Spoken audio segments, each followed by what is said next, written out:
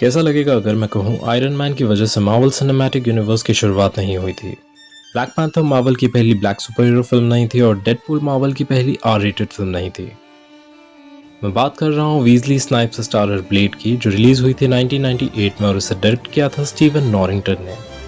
आज इस फिल्म को बस एक कूल एक्शन मूवी की तरह याद किया जाता है, पर यह उससे कहीं ज़्यादा है। मैं ये नहीं कहूँगा ये एक ब्रिलियंट फिल्म है, इसमें बहुत सी कमियां हैं, पर यह मार्वल कॉमिक बुक्स की पहली अडेप्टेशन है जिसने अपने सोर्स मटेरियल को बदलने के साथ साथ प्रोड्यूसर्स को विश्वास दिलाया कि मार्वल के हीरोज़ पर फिल्म बनाना काफ़ी प्रॉफिटेबल हो सकता है। क्योंकि मैं मार्वल की सभी फिल्म्स दोबारा देख रहा हूँ, तो इस फिल्म को इग्नोर करना बिल्कुल भी सही नहीं होगा। और शुरू करने से पहले मैं आपको ये बता दूं कि इसके सेट में इस फिल्म से रिलेटेड बहुत से स्पॉयलर्स होंगे।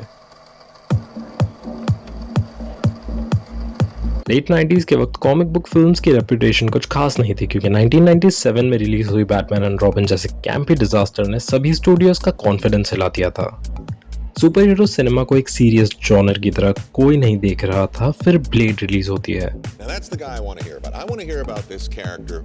एक R rated dark techno gothic action film. इस फिल्म में कुछ प्रॉब्लम्स है, लेकिन आपको वो कमियां पहले वॉच में समझ नहीं आएंगी, क्योंकि ये film typical super hero origin story की तरह बिहेव ही नहीं करती है और एक फास्ट पेस के साथ शुरू होती है। ब्लेड एक ऐसा कैरेक्टर है जो दो दुनियाओं के बीच फंसा हुआ है। वो आधा इंसान और आधा वैम्पायर है, और ये बात फिल्म हमें एक्सप्लेन करने की जगह सीधा उसके बीच में फेंक देती है और धीरे धीरे चीजें हमारे सामने रखती है। ओपनिंग ब्लडबाथ सीक्वेंस को अगर देखे, कोई एक्सपोजिशन नहीं, कोई बैकग्राउंड नरेशन नहीं, बस एक अंडरग्राउंड वैम्पायर कल्चर से इंट्रोडक्शन और उसमें एंट्री लेता हुआ एक silent hunter. Film making choice ही बताती है कि फिल्म अपने ऑडियंस को स्पून फीड नहीं करना चाहती। ओपनिंग टाइटल्स भी काफी सिंपल हैं। There is no style like old Batman and Superman films, जिससे हमें पता ही नहीं चलता if we are watching a comic book character movie. और टू बी ऑनेस्ट, इस फिल्म का ओपनिंग रेव पार्टी सीन मेरा फेवरेट है, क्योंकि ये ब्लड रेव एंट्रेंस एक कूल एक्शन मोमेंट नहीं है। ब्लेड को इंट्रोड्यूस करने का तरीका काफी अटेंशन ग्रैबिंग है। पहले हमें वैम्पायर वर्ल्ड दिखाया जाता है, एक ह्यूमन जो एक निहायत ही खूबसूरत लड़की के साथ एक शेडी क्लब में जाता है और उसे पता चलता है कि वो सबका डिनर बनने वाला है। chaos क्रिएट होता है। We can see why humans should be afraid of vampires, but music रुकता है, कैमरा लो एंगल में शिफ्ट होता है और फिर एक साइलेंट कंट्रोल्ड एंट्री, जहां एक झलक ही सब बता देती है कि क्यों वैम्पायर्स ब्लेड से डरते हैं।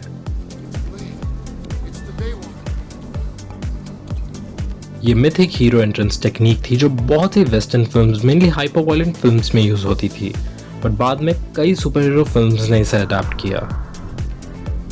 No one cared who I was till I put on the mask. I think blade का ओपनिंग सीन ही इसकी सबसे बड़ी फिल्म मेकिंग स्ट्रेंथ है, क्योंकि यहाँ एक और सटल डिटेल है जो सीन को और लेयर्ड बना देती है। ब्लेड क्लब में रैंडमली ही एंटर नहीं करता, उसका टारगेट डीकन फ्रॉस्ट होता है, और फिल्म हमें ब्लेड की एंट्री से पहले डीकन फ्रॉस्ट की एक झलक दिखाती है, जिसका मतलब ब्लेड कोई इम्पल्सिव स्लेयर नहीं है जो बस वैम्पायर्स को देखते ही मारने आ गया।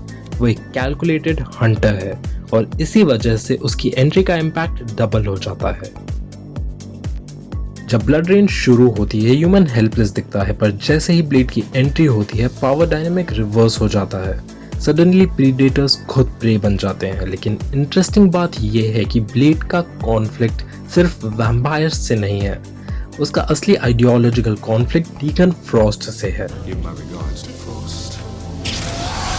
Deacon Frost typical aristocratic vampire नहीं है, वो प्योर ब्लड भी नहीं है। वो एक इंसान था जो बाद में वैम्पायर बना, और शायद इसी वजह से उसके अंदर रिबेलियन भावना है। Old vampire council hierarchy maintain करना चाहती है, ट्रेडिशनल मेथड्स को फॉलो करके ह्यूमंस को साइलेंटली कंट्रोल करना चाहती है, लेकिन फ्रॉस्ट कंट्रोल नहीं, डोमिनेशन चाहता है। Deacon Frost is not a well-written villain, but his motivation shows how young generation goes rebel for change and power. जिस तरह फ्रॉस्ट ब्लेड का आइडियोलॉजिकल ओपोनेंट है, विस्लर उसका इमोशनल एंकर है। विस्लर के बिना ब्लेड कुछ नहीं होता।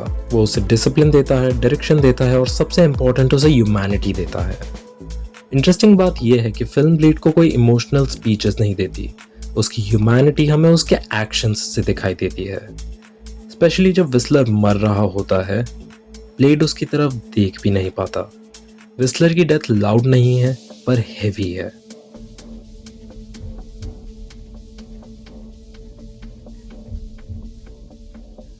इस फिल्म का एक और मोमेंट है जो काफी डार्क है, जब ब्लेड को पता चलता है कि उसकी मदर जिंदा है और एक वैम्पायर बन चुकी है। ये ट्विस्ट सिर्फ शॉक वैल्यू के लिए नहीं था, ये ब्लेड की वल्नरेबिलिटी को एक्सपोज करने के लिए था। उसका पूरा एग्जिस्टेंस ही उस ट्रॉमा पर बिल्ड था, और जब वो अपनी माँ को देखता है who is not a human now, वो सिर्फ एक वॉरियर ही नहीं रहता, वो एक बेटा बन जाता है। सबसे डिस्टर्बिंग मोमेंट तब आता है जब उसकी माँ उसे बहुत प्रॉब्लमेटिक वे में टच करती है। That scene is not erotic, that's tragic. वो सीन दिखाता है कि वैम्पायरिज्म ने उसकी मदर की ह्यूमैनिटी को कंप्लीटली कंज्यूम कर लिया है और अब उसमें कोई इमोशन नहीं है। ब्लेड का सबसे वल्नरेबल स्टेट वही है जब उसका इमोशनल एंकर उसके सामने करप्ट फॉर्म में खड़ा होता है। अगर थोड़ा और जूम करके देखें तो ब्लेड सिर्फ वैम्पायर वर्सेस हंटर की स्टोरी नहीं है, ये पावर और कंट्रोल की स्टोरी है। प्योर ब्लड वैम्पायर काउंसिल एक अपर क्लास एलीट की तरह बिहेव करती है, जो ओपनली रूल नहीं करते, साइलेंटली इन्फिल्ट्रेट करते हैं। बैंक्स, पॉलिटिक्स, इंस्टीट्यूशंस सब उनके कंट्रोल में है। ये फिल्म काफ़ी पहले ही एक आइडिया प्रेजेंट कर देती है कि असली मॉन्स्टर्स हमेशा शैडोज में ऑपरेट करते हैं। फ्रॉस्ट इस सिस्टम को तोड़कर ओपनली रूल करना चाहता है। If pure blood council is monarchy, Frost is a dictator, and blade दोनों ही सिस्टम को खत्म करना चाहता है। लेकिन ये फिल्म परफेक्ट नहीं है। इसके स्क्रीन प्ले, VFX, कुछ फाइट सीन्स में काफ़ी सारे फ्लॉज हैं। फिर भी इन सब फ्लॉज के बावजूद इसे इग्नोर करना मुश्किल है। इस फिल्म ने प्रूव किया कि मार्वल कैरेक्टर्स सिर्फ कलरफुल कॉमिक पैनल्स तक लिमिटेड नहीं है। Mature tone, gothic production designing, martial arts, choreography, ये सब मिलाकर ब्लेड ने स्टूडियोज को दिखाया कि comic book adaptations serious, stylish और प्रॉफिटेबल हो सकते हैं। अगर ये फिल्म फेल हो जाती तो शायद सुपर हीरो सिनेमा काफ़ी अलग होता।